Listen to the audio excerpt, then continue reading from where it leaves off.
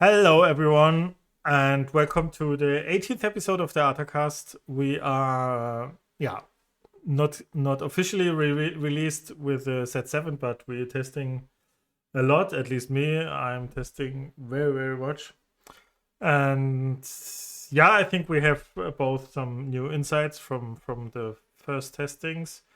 Um, Probably some things that are not happy for everyone. But let's see. We have some other topics. We have a big announcement. Come to that later. But first of all, Eddie, how are you? And I think you want to say something about our last episode, right? Yeah, I do. Yeah, I'm good, thank you. Yeah, it's been a good week of testing.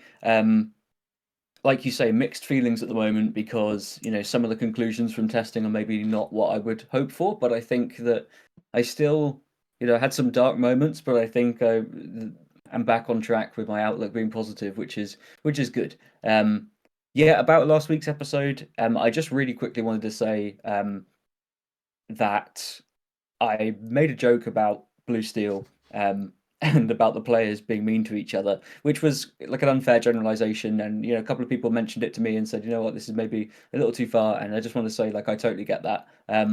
And yeah, just sorry for going overboard with that. However, I do want to continue making jokes, but I think there is a little. I think that the issue exists in there's an imbalance, which is that I like to poke fun at blue red, blue steel because these are the decks I struggle with. But I don't really ever poke fun back at myself or the decks that I enjoy. So in the interest of restoring the balance a little bit, at the end I will present to you a tight 2 minutes of comic material aimed squarely at the green purple deck if you wish to hear it. Nice, that's a really good idea. Yeah, I just wanted to add too because I found it really funny, and I didn't. I think everyone knows you don't want to insult someone or something. I think that's clear. But what I want to add is, if we say something um, like that, then um, not everyone should be feel like they are spoken to. You know, if you're a good guy, then you don't feel shouldn't feel spoken to by LD's joke. You know, I mean, not everyone is in the community. If we say, um, I don't know. I know how to explain. If we say, "Oh, Spanish people can play good football," not every Spanish a man can play good Sure. football, you know. And so that's the same if you say, "Oh, the BS community is the BS chat is sometimes a bit weird." That can be by two people or something that the feeling is like Yeah, that. So sure. so so that's please don't feel spoken to if you just behave normal and are respectful and something like that. Yeah. That's yeah. But I had good conversations with a couple of people that brought it up, and they all took it in good nature as well. It wasn't like anyone was really offended. But yeah, I appreciate the conversations that I had, and it's good to just for me to keep it in check. And Yeah, I mean, sometimes generalizations go too far, so it's good for me to understand. Like I don't want to. I really think like this sounds quite self-serving, but like I really think that poking a bit of fun at the game and the different communities within it like has the power to bring people together and kind of reinforce our identity in yeah. a fun way, and that's always my aim. But if it goes too far, then someone needs to tell me, and that is always my aim. If it ever feels excludatory, I never want that to be the case. So basically, yeah, just I take that on board, and yeah, thanks to the people I chatted to. Yeah, nice. So what we're going to do today is mainly two things. First of all, we have a big announcement, and then we want to do a tier list. I mean, day one tier list. Please don't take it too serious. You know, it's just our first feelings, and don't write in 2 weeks. Oh, this other cast, they are stupid like hell, and made this S tier, and so it's a day one what we feel like it is, and don't feel take it too serious, but maybe it's a good way to just to get a first impression of decks, what we think are good or not. Yeah, but first of all, the announcement is blah, blah, blah, blah. We are both in LCCC 2.0 playing, and I'm especially happy for you because yeah, I don't want to say I thought I would get there, but yeah, it was kind of likely that I probably are able to play there again. But for you, it's very cool that you made it in, Yeah, it's and a massive honor, and yeah, like a far above anything I would ever expect. And just yeah, I'm gonna give it my best shot, and really looking forward to the games. I guess at the time of this being live, hopefully the sort of full roster will be announced. The players being put forward by the US are terrifying. I yeah. know we're playing a different But format this time, but that was it is last time the same. yeah. Yeah, the difference this time is that I'm playing, so I'm more scared. Right, I'm not looking at it thinking, "Hey, these would be fun games to watch." I'm looking at it like this is a group of like it's a terrifying group to line into when you're playing. Like the games will be so fun. It's going to be a great learning experience. I'm really looking forward to playing and just trying to come up with an interesting take into the metagame. But yeah, it's a really high caliber of player, and I'm just really glad that like in this period where we've got no DLCs, hopefully we can showcase some good games, give people something fun to watch, keep them going. Yeah, and yeah, feeling honored is exactly the best thing to describe it for me too. It's always an honor for me to be part of that 8 people that are able to play there. And for me, I said it over, I said it often, and I just want to repeat it. It's so much fun for me because the pressure is really not there. You can you just play the games, and you can lose against anybody, and it's not a shame, you know. If you lose against San or something, nobody will think anything bad from you if you lose to San, you know. So it's not like you are in a tournament and you lose first round because hyper aggro 8-year-old kid crushes you or something, and you feel bad. But yeah, that's yeah, that's I'm really excited, and I'm especially excited this time because at least the beta, like it feels like it is now, is not in favor for many decks that people are known for that are competing there. Mm, So I'm wondering how they will decide in their deck choice. That's very interesting for me how they will decide and what they will bring, because it yeah, still seems like blue's yeah, very powerful, and the most yeah. people that are playing there are not known for blue decks. Sailor will have a good time, but Yeah, everyone else. I was gonna say some people in that roster are feeling really good, but for a lot of people, it's going to be a shake-up. Yeah, for Yeah, sure. yeah, yeah. But it's very exciting, I think. Yeah, but I want to yeah, I want to speak with about some things with you, and I Hmm. think we just um do that by making a tier list. I think we come to the topics I want to talk with you. Yep. Because I have a very important topic, and I Hmm. think it's worth to talk about. Yep. Yeah, but let's start with the tier list. If you see it here, we have 5 tiers. It's not too different. I think there are still some color combinations. I'm really not confident to put them anywhere. I don't Hmm. know how you feel because some things are not very tested. At least for me, like a green blue or red steel or something. I still Hmm. feel they are not at the level of the other things, but Yeah, no, I uh, think that makes sense. yeah, yeah, Let's have a category for decks which there's not really enough data for yet, because yeah, there will be a certain number of these decks in the format which yeah, um they have like a sort of 2% max yeah. representation across a tournament field, and they can win some games. But yeah, let's focus on the big players for now and where they kind of stack up against each other. So what do we all put there? Don't know. Red steel, green Blue blue. green. Ah, green blue, blue green. Yeah, yeah. Yeah. Red yellow, red green. Yeah, I mean, even between these decks we've already put there, there's some distinction. Like, there's a couple of these decks that I would be happy testing right now, and a couple I wouldn't Mm-hmm. touch at all. But for the purposes of where we're at right now, week 0. Let's Yeah. just leave them as one category, which is I in the think that's future, one alright. of these decks could emerge from this category Yeah, basically and slot into any one of the places above. But for now, it is a don't know. It's not a these are bad. It's a unknown quantity. yes.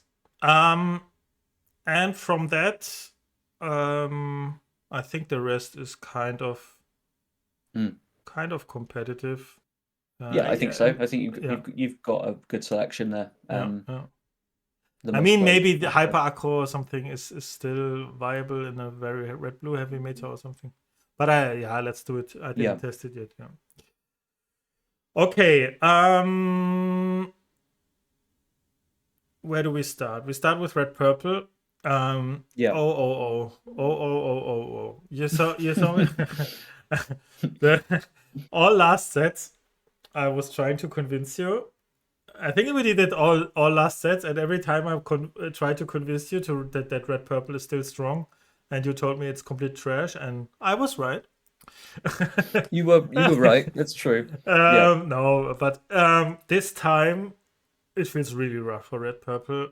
For many reasons for me. The main thing is for me blue steel. That blue steel is for me. For me, blue steel. At least some iterations of that are like complete. How can you say that? Complete upgrade to red purple. I think it's nearly the same deck, just better and faster. So I don't see the reason to play red purple right now. Maybe a burn list or something like that, if that's fast enough. But it wasn't fast enough the last sets, and I didn't see major upgrades for that. So for me, red purple is C tier, so the lowest C tier from the competitive. Yeah. Okay. Yeah. I mean, my initial assessment of it was B. Because I've seen some exciting lists with the Queen. I've tested against them a little bit and seen that they can do good things. But I completely agree with you. The weaknesses for red purple aren't they're not its own problem, right? It's not caused by the deck itself. It's caused by what other decks have evolved to do. So if you look at like you say, the core engine that's in these blue decks now of ton of Porpsicles / Fortospheres, Hiram and 6-cost Tamatoa, like you have a crazy efficient engine for playing really. So you do end up in similar play patterns to red purple, where it's like commit one reasonably sized thing to the board and draw some cards and refuel, and also I can wipe the board sometimes, and it's almost like they're doing similar things, but they're able to do even more. Not for me, it's not more. It's way faster. That's the problem. Okay. I mean, you bounce a rabbit, and then you spend 6 ink or something and draw 2 cards, and they just slam a Hiram and draw 2, and the quest next turn and draw another 2. They do everything that red purple does, just way faster. So red purple can never keep up tempo, or at least not often. And the Tamatoa is the same. You just slam a Tamatoa, you basically draw 2 cards from that and have a 4/5/2 quest on board. And they need to rabbit, snake, and then they have a snake on board, and snake is doing nothing. And they do everything, at least in my testing, that was the case. They do nothing, everything so much faster than them.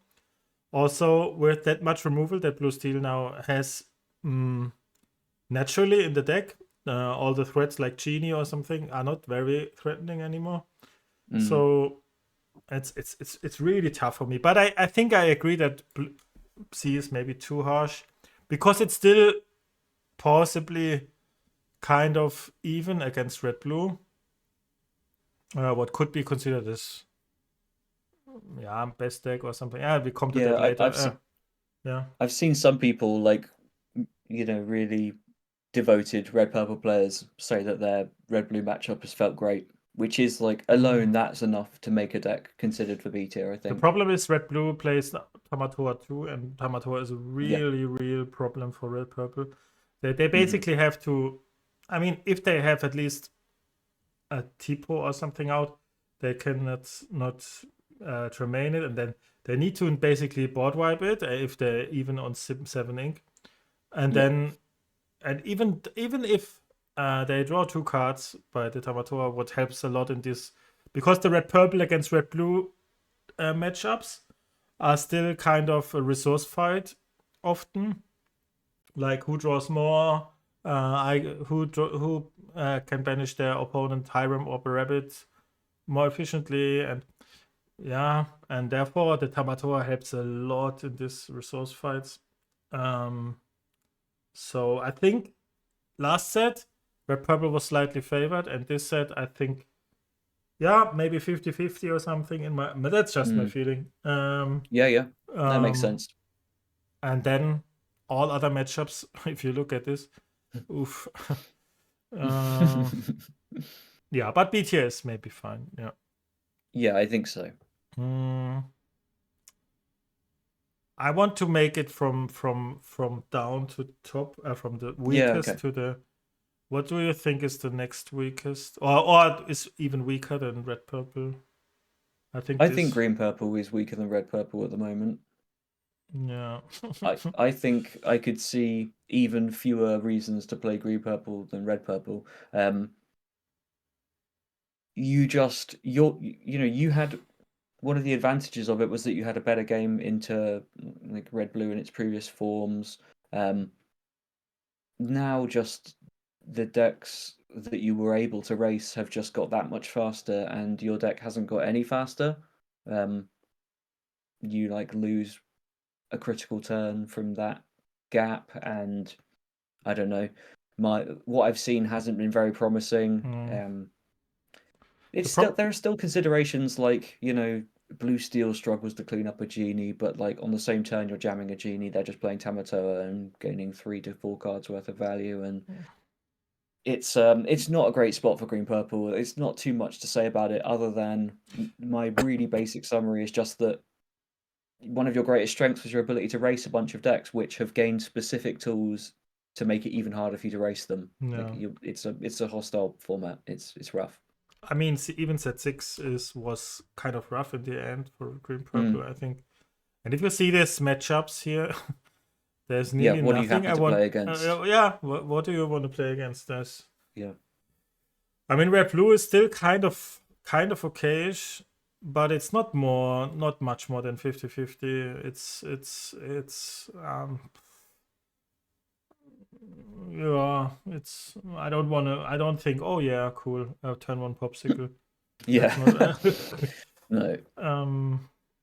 Yeah, and the rest is just, the most things here are a complete nightmare. And yeah, that makes it even. Yeah, sorry.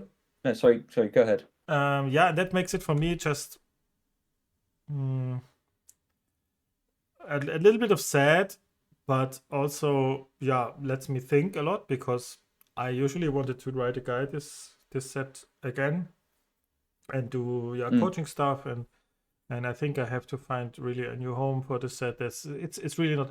I don't do this again. Try to make it work where everything is not promising. That frustrated me too much. When in set 4, set 5, that was too rough for me. And I see even way less reasons now to set 4, set 5. It was way better in my feeling. Yeah. And yeah. The thing I was going to say on that was just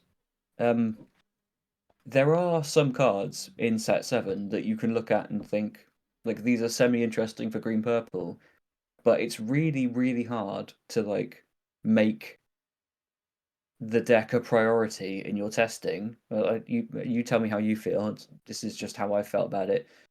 There are some cards that I think, well, maybe this could do something. I'd like to try some of these builds a little bit, but then like I have limited time to test, and the potential of those cards is so much lower than like the obvious base power of so many other cards in the set. It's how could I ever bring myself to think, well, maybe like a top end with some Kronks is good because it's a big ward threat. Like Kronks super bad. How could I like? But I think it could potentially be like a playable card. But how could I ever justify spending my time on testing that when like I should just be jamming Tamatoa decks to see how good they are and learn their matchups into different things. And I was a bit of excited because I thought really Shere Khan is a really good card, but red blue has absolutely no issues to get rid of it. So the investment, the kind of dock play stylish thing is absolutely not worth it to play Shere Khan. So I thought he was better, but he's. I mean, he could be in another meta. He could be, but I think if blue decks are that popular, it's not. I don't think so. You have to work ridiculously hard to get it into play efficiently. Yeah. And not just in the game, but in deck building considerations as well. You have to it all has to be about building up to Shere Khan basically. Yeah. And then they have to do approximately nothing to get rid of it, and it's just like if that is your game, like that is not a viable game plan. You can't do that right now. It's just not an option.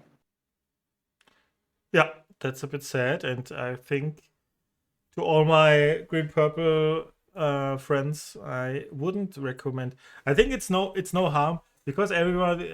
So I got so many messages and because some people may seemed like they are a bit disappointed from me. I mean, disappointed is maybe too much, but you don't work on green purple. It's your deck, and we don't know if it's not working. But I feel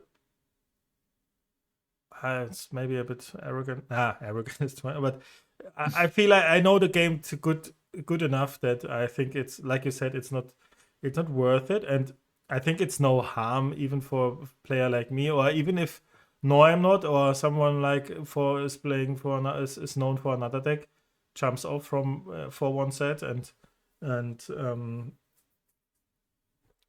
that's no harm in that, I think. And I want to show that I can play other decks too, you know. If you're disappointed by that, then I'm sorry, but yeah, I don't want to say I don't understand it, but yeah, I think I'm a competitive player. That's my main thing, and I want to be competing with other people, with high competitive players, and therefore I need to work on.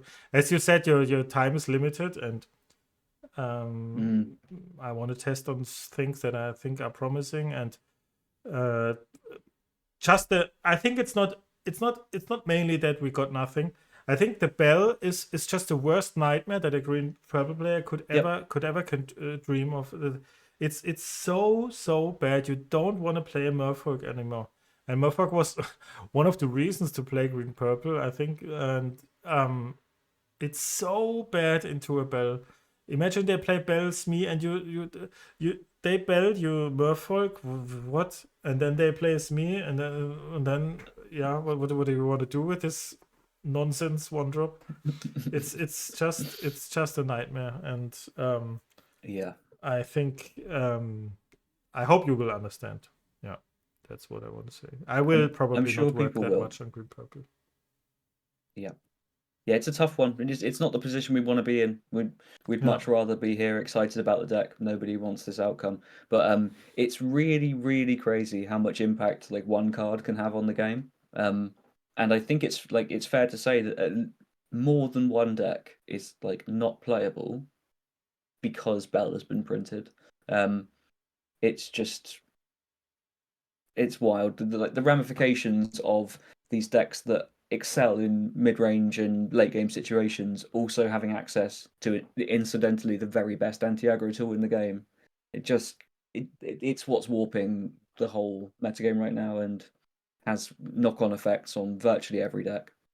Yeah, and I really that's why what I liked about red purple last set, or I really hate the feeling of please don't, please not turn one Cindy, please not, or please not turn one Bell. I don't want to have this feeling going into the game. I want to have a flat matchup curve that I think I have a game against everyone. That's what I like, and in the past, green purple was like that, but it's really not that anymore. You really want to dodge No. some matchups. You really, really want to. And yeah, and I think the that's what I also want to say. The deck that that we built in set 3, even that is not the deck anymore that felt it like set 6 or set 5 for me. Set 3 it was we had this Ursula, we had this high roll things with either double Mother Knows Best and double friends, and we have no tempo plays anymore. No, it's just a simple aggro deck often, and that's what I really don't like, because in that set 3 we were a very versatile deck, and I miss the versatility very much. And if I just turn Murphy sideways, that's not a deck I want to play. That's No. No. No. Okay. Okay. Next one, I think it's probably this. Or what would you say? I mean, my testing with yellow green. Yeah, if we take a look at yellow green, my testing was really poor. Yeah, for me It too. looked great on paper. Looked like it was going to be like the better aggressive option. This, I mean, in conversations, I said early on when things were getting spoiled, like green purple looks not to be not so good. Maybe players that like green purple should look towards green yellow.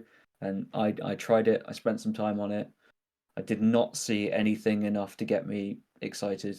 And you know, not to jump the gun too much in the conversation, but like there is a base level check on any deck, which is like, do you get massively crushed by either red blue or blue steel? If the answer is yes, you might need to consider playing a different deck. And blue yellow absolutely doesn't pass that check. The problem is about that. It feels very coin tossy for me, because I tested it also a lot against red blue, and if they don't have small Sisu, big Sisu, then you are most of the time too fast for them. But do you want to play a game where you just pray they don't have small Sisu, big Sisu? I don't want to. And against all other decks, that's a problem. If you would really prey on red blue, I think you are favored, but you don't crush them completely. And against all other decks, which in the meta, which are high into steel, you really have a hard time. And that makes it not right. The problem is also against red blue, everything dies to big Sisu. The whole deck dies to big Sisu. And that makes it, even if you can run away early, sometimes losable to just a shifted Sisu that holds you back on 16, 17, 80 lore, and you can't finish it because they have removal from that on every turn. Yeah, and that makes it probably not viable. I don't know. Maybe we didn't play the best builds or something, but I think it's not quite there yet, and they're missing tools. They're missing tools. That's my biggest issue. They're missing some tools. Like, I could see they're playing like some Prince Phillips or something to compensate that, but it's not. It's very fair to play Prince Philip. It's not a very. It's not that you crush everyone if you get this tramp combo out or something.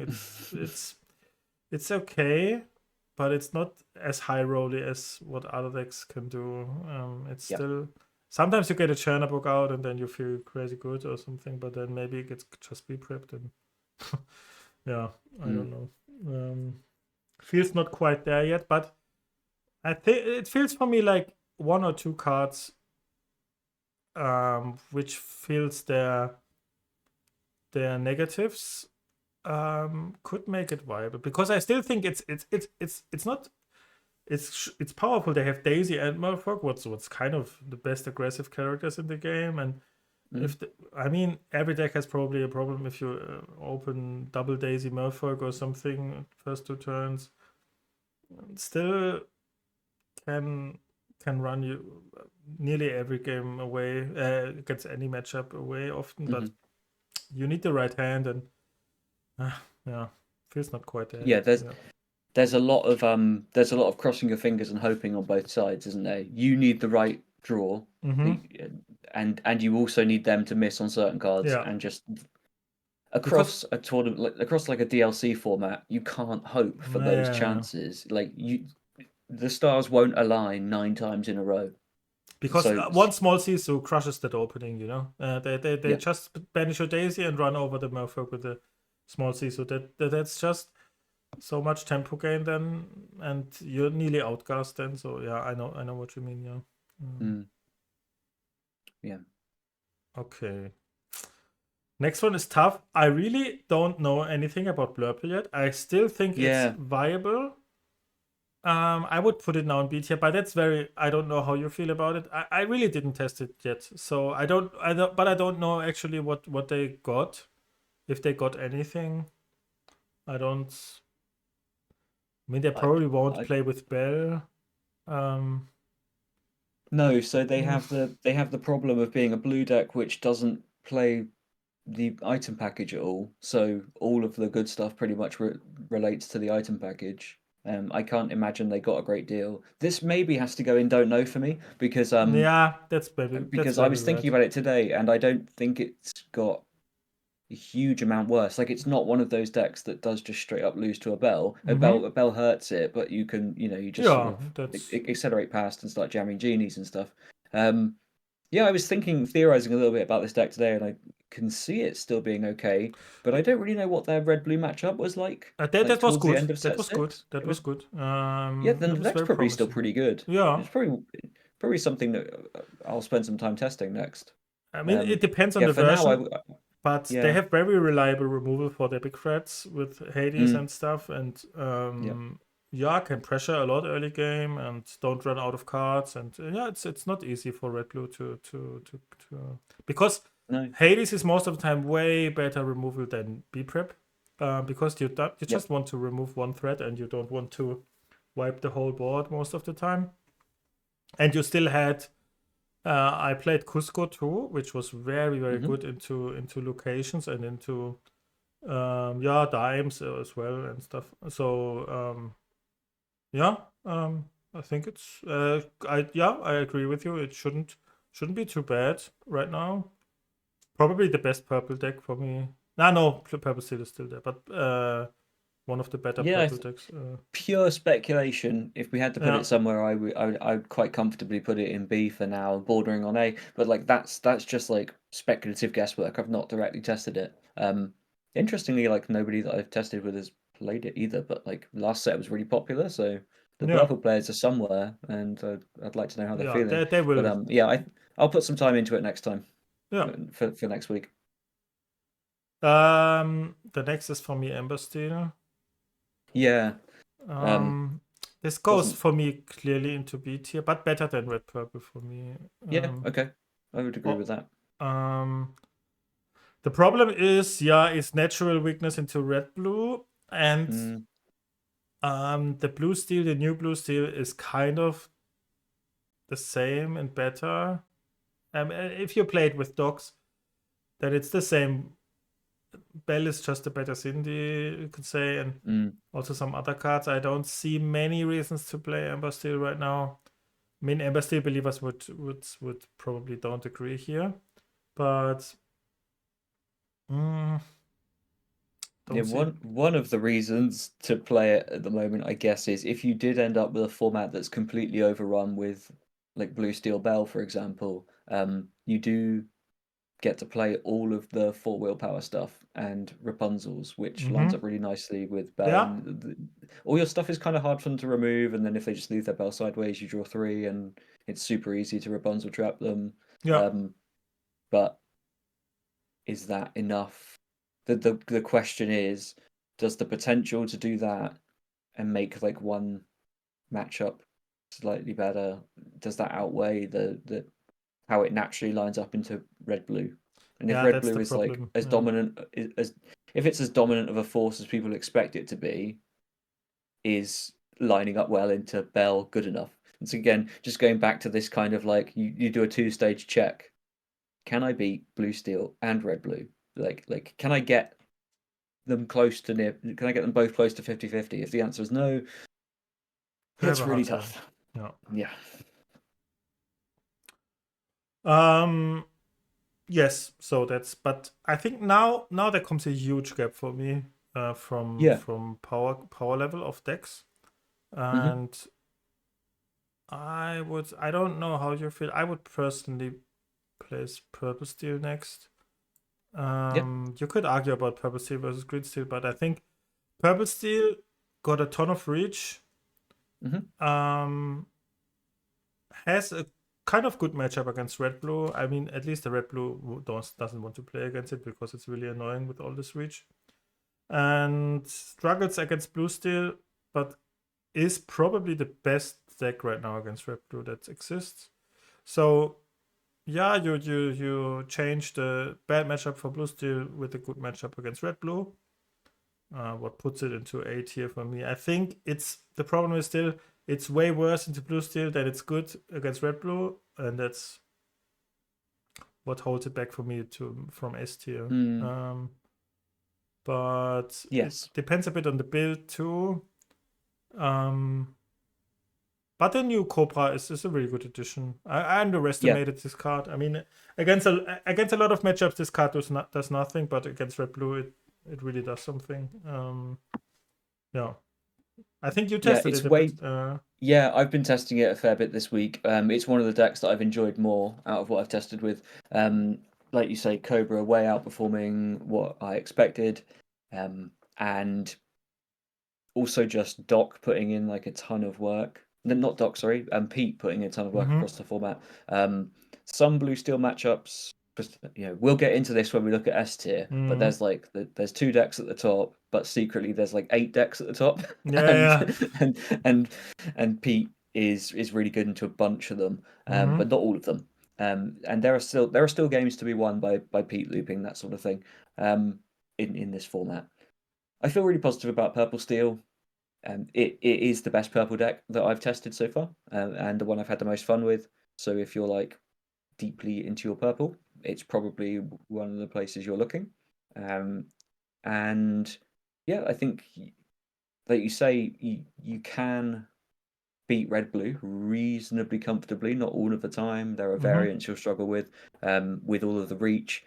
And I don't think blue steel is unbeatable. It definitely didn't feel favored, but No, it depends a you bit can on get the it build to a too. decent margin. Yeah. Yeah, Yeah. yeah, you can get it to a good margin. Um, Yeah, this set again, you can play dock versions or you can play rabbit versions. It feels like that, some of them went slightly bigger, some of them played slightly more aggressively with dock. I think the freedom to switch quite cleanly between those two as the format settles is one of the big benefits for Purple Steel. Is that if you feel like on a given week you want to go a bit faster, you have a really proven shell to do that. And if you want to just slow it down a bit more, you want more, you want to be singing more Zeus's with your rabbits, that sort of thing. You also have a proven shell for doing that. So yeah, the flexibility. It's certainly an A tier deck for me. yeah, it's But an it's not adaptive quite deck. on the Yeah, like I said. yeah yeah. Yeah, my feeling is that the dog version is a bit better right now, but that's just my hmm my feeling. Cause the rabbit as a card in itself lost a lot of power for me. Lost really a lot Mm, of power. Because it's so fair. In the meanwhile, it's really fair to play rabbit. It's yeah. it's funny that we say that, but because we never felt it like, but it's a very high ink investment now for drawing a card Mm, or drawing 2 cards, you can say.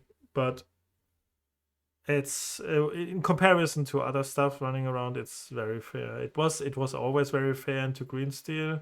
Mine it was okay, but against these other 2 decks, they are most of the time happy if you play a rabbit. So mm. the dog just runs away more fast.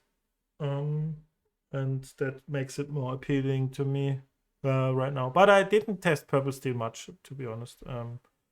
So maybe your insights are where are yeah, better, I think. Yeah, I mean, for me, the one of the tricky points was that I was very keen to beat blue-red, and I like having really clean, simple shark answers, and the dock version doesn't really play Zeus. It clogs up a Mm-hmm. little bit. Mm-hmm. And so I played the rabbit version primarily, for the reason of, well, I like singing Zeus and I like playing Zeus to kill sharks. I will start there, and it was pretty successful. But I think overall I probably enjoy Doc a little bit more. But there's merit for both builds, and it really Yeah. you're just gonna have to wait and see how the format shakes out. And it's gonna be one of those things where it's like there might be week to week shifts where one thing Yeah. feels slightly better than the other, and your read on the format and ability to choose whether you go a little faster, whether you prioritize a little more removal, a little more grindy. Yeah, how it will work out for you. Yeah. That's right. Green Steel for me personally is a tick above Purple Steel. I think Green Steel is a really, really strong deck Mm, right now, and has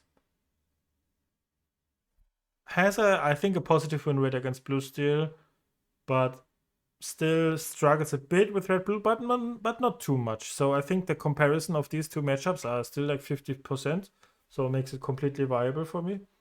And if you're a Green Steel enjoyer, I think it's still there on the top. And the new Pete is a great addition hmm for annoy people or just racing a bit. And um, it didn't change too much. I think the new Pete is okayish, but it's not super crazy good or something. I mean, it's fine, but it's not a great improvement for the deck in itself. But it was good in set 6 and didn't mm, change too much. I think it just the matchup spread makes it really good. I think both are complete viable matchups for Green Steel, and that makes it for me far better than many other options here. If you have a decent matchup against these two, you have a good deck, I think, and that's what Green Steel provides for me. I hate the yeah. deck, but but I think it's good. I don't know how you feel about it. Yeah, I think it's good. I tested it a fair bit, and we sort of spoke a little bit about some of the builds last week. Mm-hmm. And yeah, you can play a really good like mid-rangey board control game that lines up well into some of the decks. Then you also have aggressive discard lines, which can help you steal games against red blue and things like that. Sometimes if they overextend or if they don't prioritize the right cards, um, you can really punish them.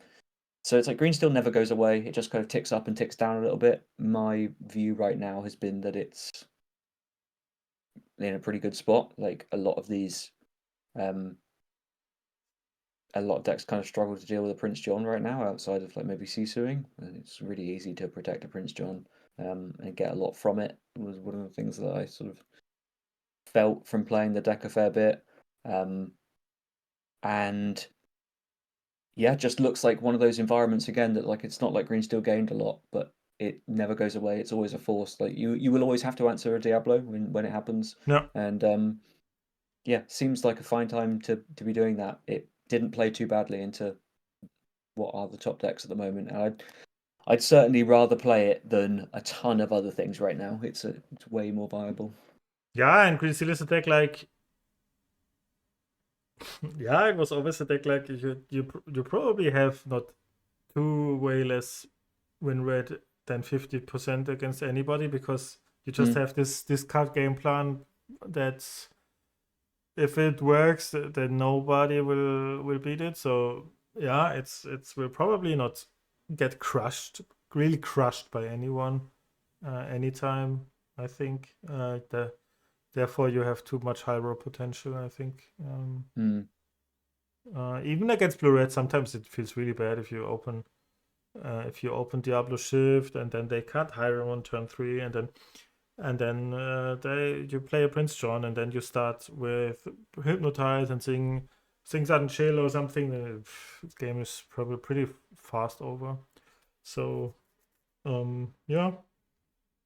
yeah, you still have those lines, and you still kind of like it's still one of those decks that really punishes poor draws and poor like mulligan and ink decisions, right? Yeah. Which is like if your red blue opponent didn't draw a brawl, then yeah, you can get them pretty good, that sort of thing.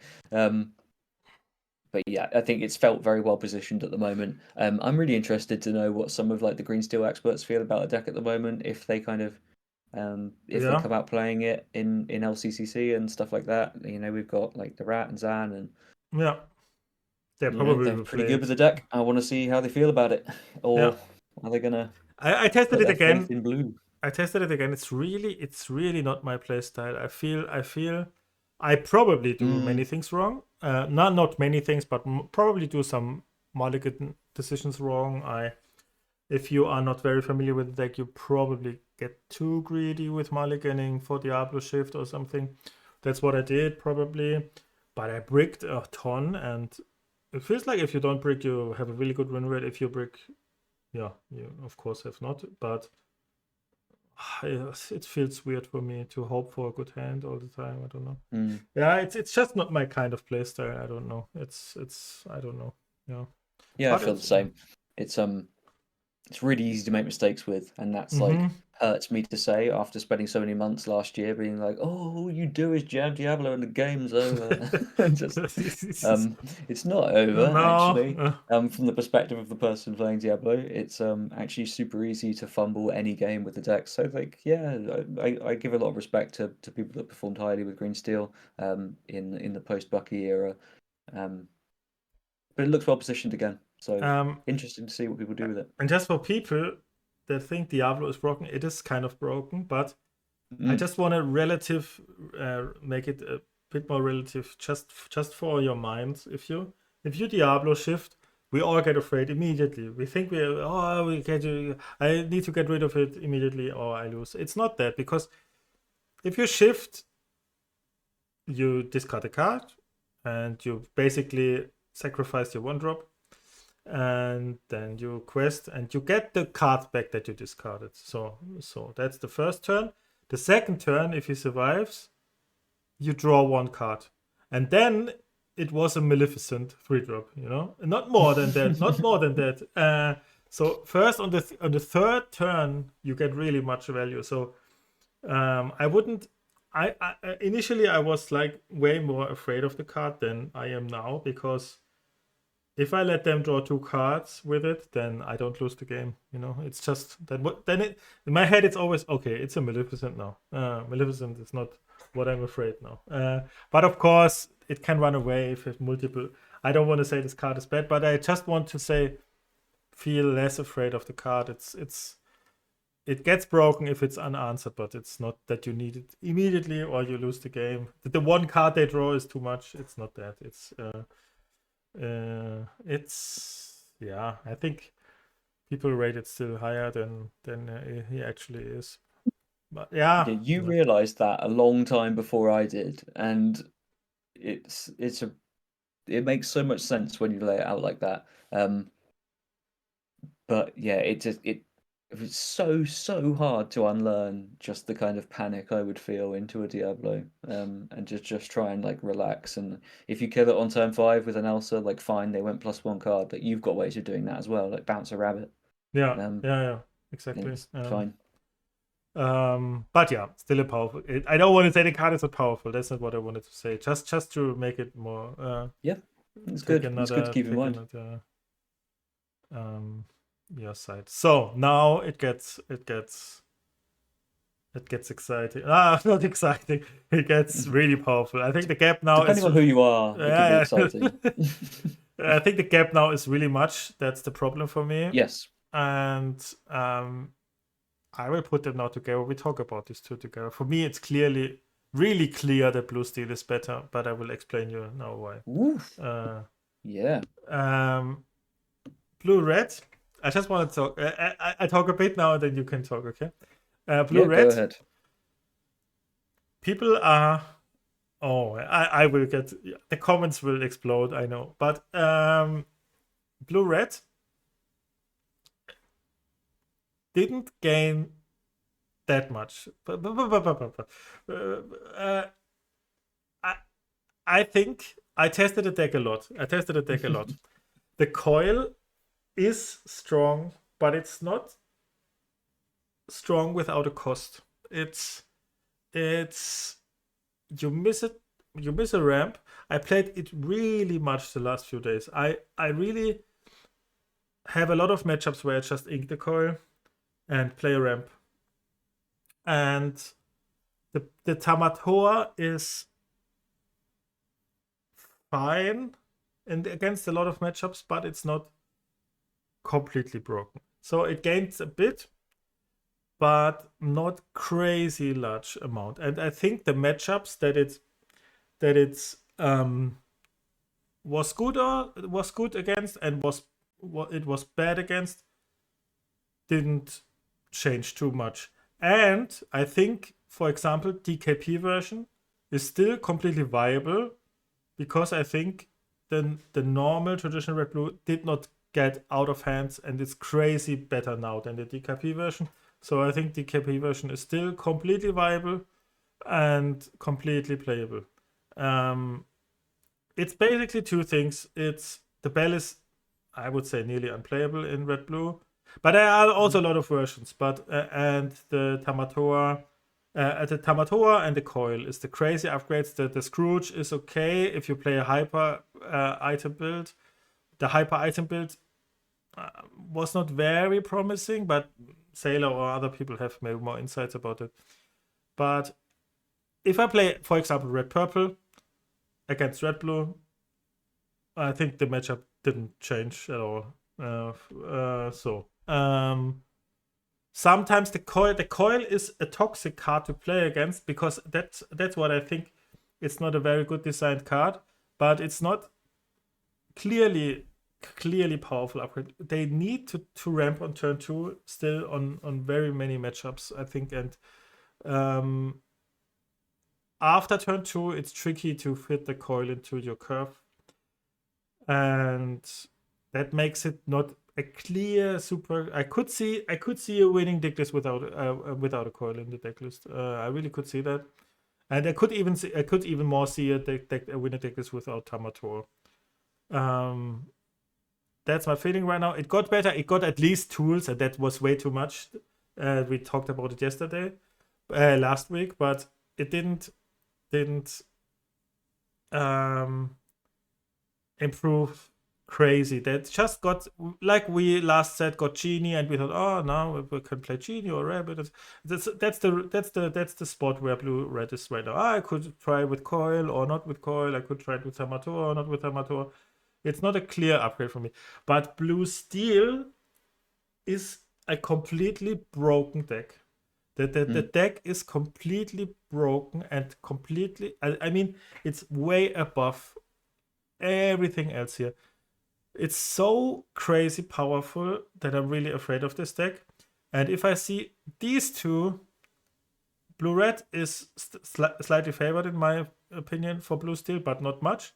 Green steel is the worst matchup and still 50-50, but everything else, it crushes completely. I mean not. It's not like a good matchup. It crushes. I played it, tested a lot against myself, and I got 6-0 against blue steel, 6-0 against red purple.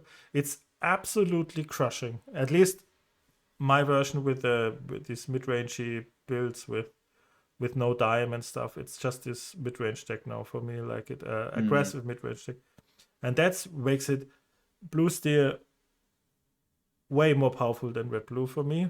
But I know that many people won't agree. Maybe you too. And yeah, let me hear your insight. It's interesting. I think it's going to take me a couple of weeks, but I do fundamentally agree. I had a negative spin in my mind this week. My head just descended into like despair for a while of like, what do I do about this problem that I see? And that was like, it didn't center on red blue, which many people see as the problem. It centered on blue steel, and it wasn't to do with the fact that I felt like every build of the deck was fundamentally like so much better than everything else, but I just couldn't get my head around all of the unfair decks, all of the unfair things that one deck was able to do. it's so wild, like the volume of card advantage and essentially cheating on ink, like that this deck can do. It does all of the early game cheating on ink that Amber Steel used to do. It has all of the best sized bodies in the game, like Smee and loads of these valuable things. It has access to disruption. It has access to the most efficient card draw in the game. It has access to crazy recursion on your items. With Tamatoa, all of these things come stapled to like very reasonably statted bodies. You also have access to like the best location in the game in McDuck Manor. That's questionable, I know, but it's the one that closes games. You can cheat on law, like you have absurd reach lines with Lucky Dime. It plays really efficiently at every single stage of the game, and I kind of look at it and think, well, what could I realistically do into this? Specifically as someone who isn't interested in playing red blue. And that was kind of where I lost my mind with it a little bit. I think like some mistakes have been made, and Bell is probably the most egregious one.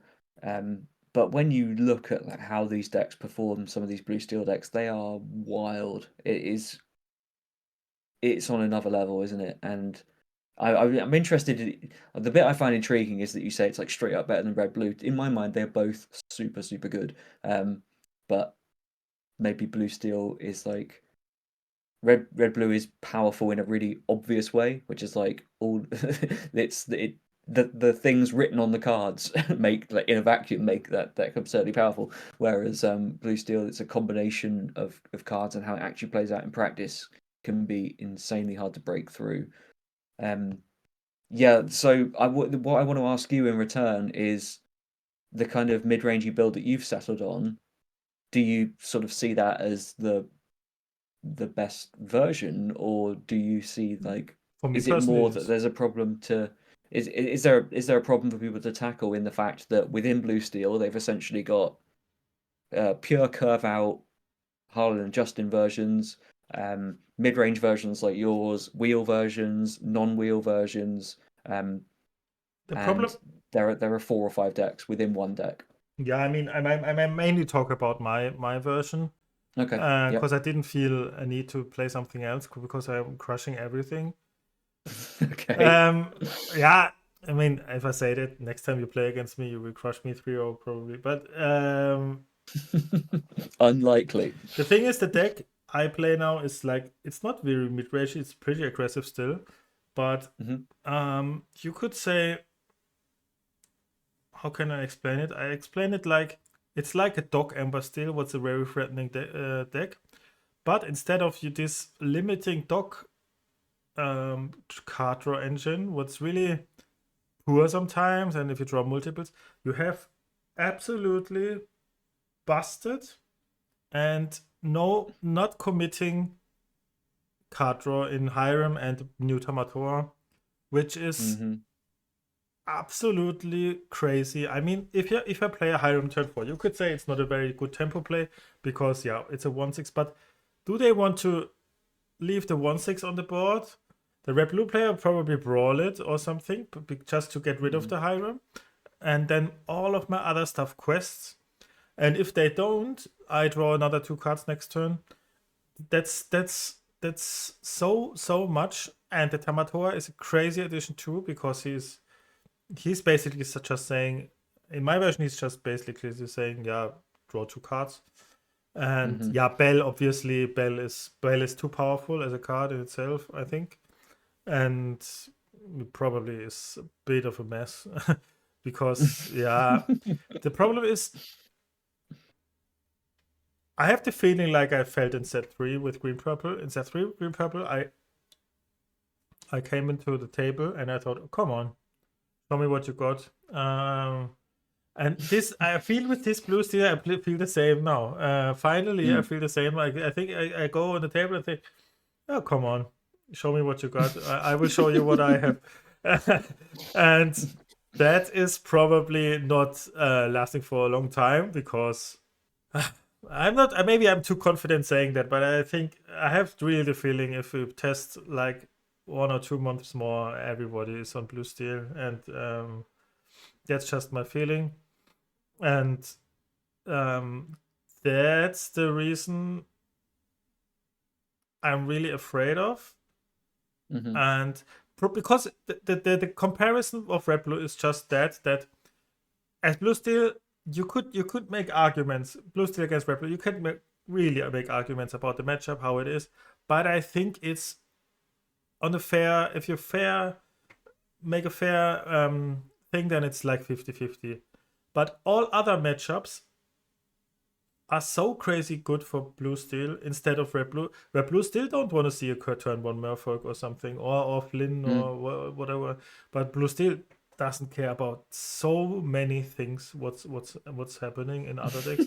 I mean, you play Bell, they play Chernabog, okay, and then the best case you have a Storm, then you nearly won on that turn the game, and if not, then you play a Calhoun, and you still have a 3/3 and a Calhoun on board, and what they do? The best thing they could play then is a snake or something, but then you could still have a strength or something to play a 3-drop and strength the snake away and win that way. It's so easy to win games by doing absolutely nothing. No, and that's and that makes it frightening for me. And I'm probably overestimating it, but I wanted to talk with you about that topic now because I really think, and I don't know how you feel about it, but because I really think it is time for an errata or a ban or something, because it feels really like too powerful.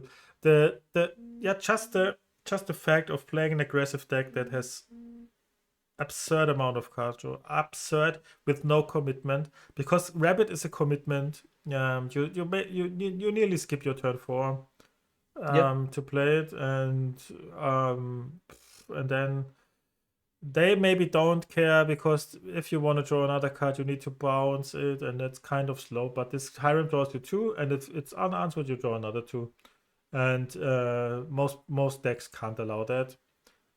And it fits everything so well together, like this 8 popsicles with the bell and the Hiram and the Tamator. It's just fitting so perfectly together, everything, with steel being also the color with the best aggressive characters, I would say.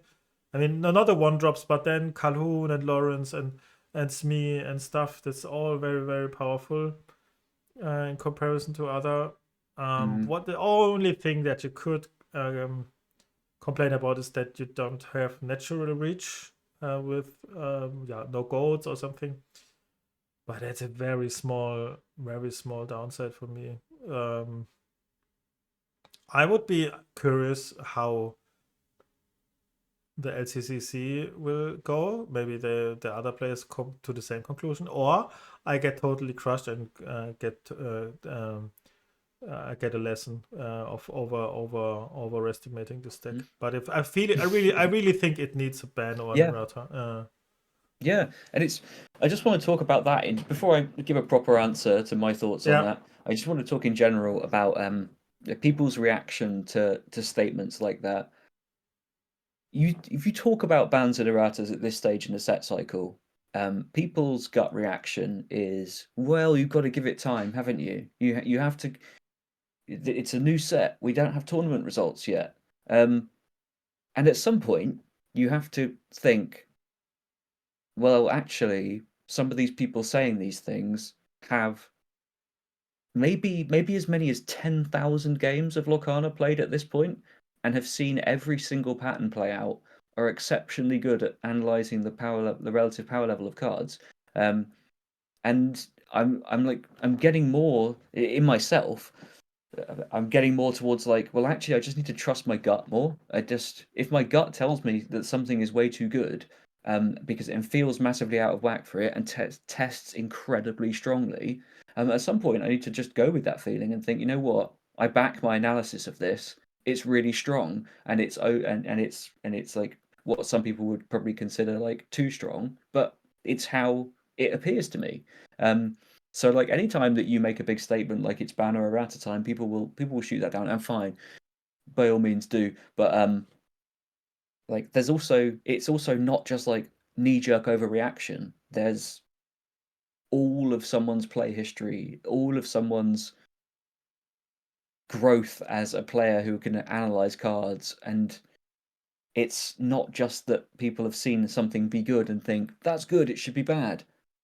There's loads that goes into people's thought on that. So just like in general, this is like it's a really whiny point, but like in general, I think people should be less critical of anyone calling for erratas and bans. Like that's true. I completely agree. It's and even on Bucky, I wasn't the person who said we need a ban or an errata because people will the comments this time will I'm happy for the comments this time because I really thought Bucky is not overpowered. I know you don't agree, probably, but there were many ways to beat it, and it has some really weak matchups like red blue or something. So I wasn't too hesitant, but the play patterns were just the crazy dumb stupid thing that I think it was right to errata him, but from power level I wasn't convinced completely. And I think the the game designers or something said something like that. They said something like, we don't think Bucky is straight up better than anything else, but where we didn't like the play patterns for even especially for more casual players. But this time I really feel different. And I would say still, like you said, you need to wait for tournaments. I think you can wait like 2 or 3 tournaments played, big tournaments played with this version, with this meta. We have no major tournaments with set 7. That's a very good thing for that. So they can wait a bit. But looking in the future, I still see problems with strategies like red blue in general, that they are just, the strategy of red blue is just something like what's stupidly good, and I don't see any reasons that changes too much, like this ramp and have efficient removal stuff. It's just powerful, and that's something that blue steel not generally has. They got crazy good powerful things right now, but not the strategy in itself is too good. It's just the now that everything fits so well together. If you ask me, I think it has to be Popsicle or Hiram that needs an errata, but I don't want to say please do it. It's just my feeling. If some game designers want to have my ear inside, I don't want to blame anyone. That's really important for me, that I think it's not because people said, oh, why didn't they? I think I read something like this game was designed, that this set was designed where during set 1 meta, and set 1 blue was really bad. And then even if you see it a bit in the future, you don't have the final deck list like us, like blue red or this Sisu plus Hiram stuff, and they saw that then new Hiram got printed in Popsicle. That's a good combo, but I didn't see. It's very hard for them to see the complete shell of a competitive deck list being too powerful, because 2 cards are good and they seem to really fit together really well with red, and you can always say it's obvious, but it's not that obvious, I think. And that's why I want to say it's very important for me that I don't want to blame anyone, but it's just my feeling that especially blue steel is too powerful right now. And because if you ban one of these popsicles, then it gets really tough to play Bell. Bell is just a free blue steel card right now. But if you only have 4 popsicles, then it gets weird. Then you need the Bucky, the Diablo high roll, and then in the other case the card is just bad, and so it's tough. Yeah, I mean, I completely agree. I don't know. It's something that we'll have to keep our eye on. I'm not sure how confident I would be in saying like just take action right now. I do want to see it play out a little bit, but at the same time, like, I trust your gut, and I kind of trust my gut. From the moment I saw Bell has been telling me like this is like this is not okay. Like this is within those blue steel decks where you have 4 Porpsicles, 4 Fortress Spheres, you by the end of your second turn, you have effectively gained like 6 ink worth of value in the form of a 3-cost body and a 3-cost song that's been sung for 1 ink investment. This is not fine, right? Like this isn't fine. Yeah. This is like fun. Okay, like if you strip the game back to like the fundamentals of its design, did you perceive? Did at any point you think, okay, this deck should be able to made 8 inks worth of game actions by the end of its second turn? Probably not. You probably never wanted that to happen. And so it's like these things do get easily overlooked, and like you say, it's really hard to see it in the future. So it's definitely not a blame game. But like, you strip it back to a statement like that. Okay, should I have a 3-cost character that sung a 3-cost song and have a 2-cost character and play at the end of my second turn? No, you shouldn't. No. That's not correct. So it's really, if you pull it back to really simple terms like that, it's really hard to think that like this isn't an issue. We'll see how it plays out. But Yeah. certainly, like going back to the tier list itself, like top takeaways for me is that line between S and A is really big. That's a big rift. You have 2 major front runners with like 3 to 4 variations each in blue steel and blue red. So there's kind of secretly 8 decks at the top that all the whichever variant comes out on top will mostly depend on which other variants people are playing, right? Like blue red items is really good if everyone's playing blue red pure Sisu removal sort of thing. So there'll be a constant back and forth between those. Green steel and purple steel can contest them a little bit, but they're also not on the same level as those 2 decks. And that is sort of where we're at for week 0, right? That's the reality that we're in. And I would ask you where we go from here, but it sounds like where you go from here is just play blue steel and have fun. I don't know what I play in LCCC. Okay. I'm struggling between green purple and green yellow. Okay. No, a tough debate. right now I would of course it's bad strategic way if we release this and everybody knows what I play, but I don't know. Maybe I play one of these 2. I play obviously, or green steel is not what I like. I think green steel is nearly S tier for me. I think green steel is nearly there for me. I think all of these 3. Purple steel has a bit of a gap for me. That's just my personal thing. So I would probably make this, but yeah. You've got a soft spot for green steel. I think you're going to play that. You're sympathetic to green steel. You're growing soft to it. Let's see. Maybe I'll do some mind games this time. Yeah, I've not decided what I'm going to play yet. But it's basically a decision between head and heart, which is that I would love to find a different way. I'd love nothing more than to turn up with a deck that kind of takes a different approach to this metagame. But right now my head tells me that there are 8 blue deck variants pretty much in S tier, and should probably find the one I'm most comfortable with. But also, what I'm really most comfortable with is just playing Goat. So maybe I'll do that. I miss the Goat, yeah. I purposely. I think Purple Seal could also be. I really like this new Purple Seal with the Goat.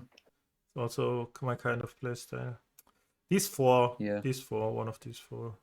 There's something in there that I'm sure we will find we enjoy. Amnesty is just the worst blue steel for me. That's the problem. Yep. Yeah, it lost one of its big selling points was like, well, the thing it did better than the other steel decks was it got to interact on turn 2 with turn 1 Cindy. Now that's not a unique selling point. Blue offers you that too. And just Cindy's a bit better. Yeah, just a touch better.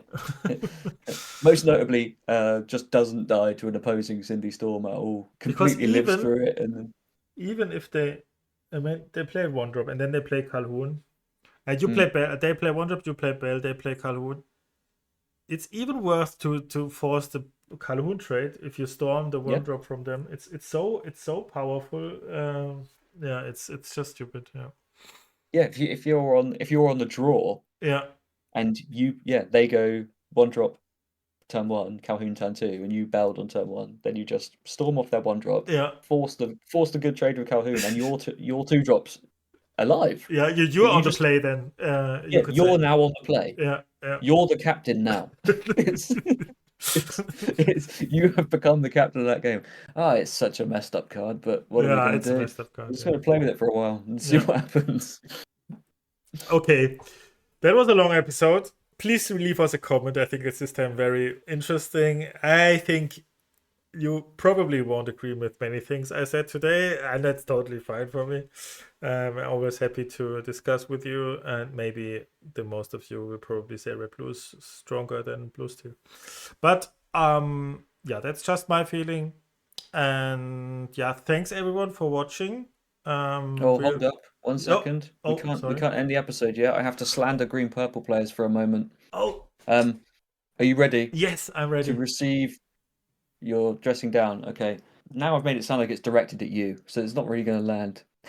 I feel weird reading these things out that I wrote. I wrote them down on my lunch break today. I was like, this feels so just unnecessary and cruel. I'll just read to you what I've written down in this note.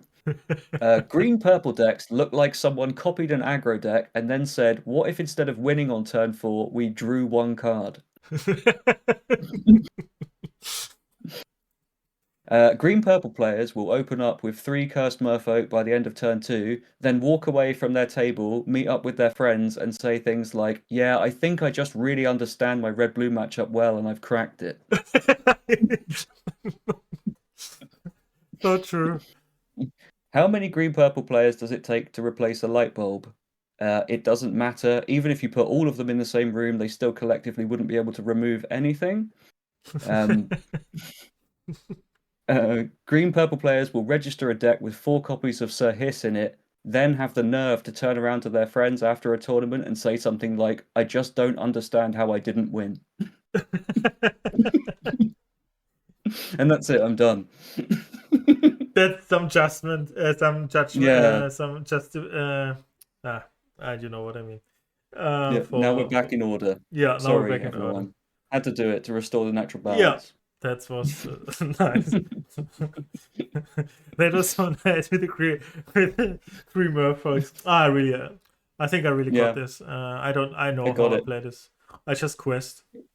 Requires a lot of intelligence, this deck, to just turn all of these 1 cost 2 questers sideways. It's just not everyone can think on the same level as me, but Yeah, but I think Republic is a very hard deck to pilot, Yeah, it's tough. Okay. Thanks for that. And thank you everyone for watching.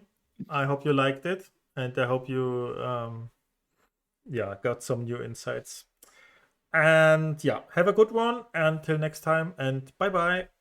Thanks everyone. Bye.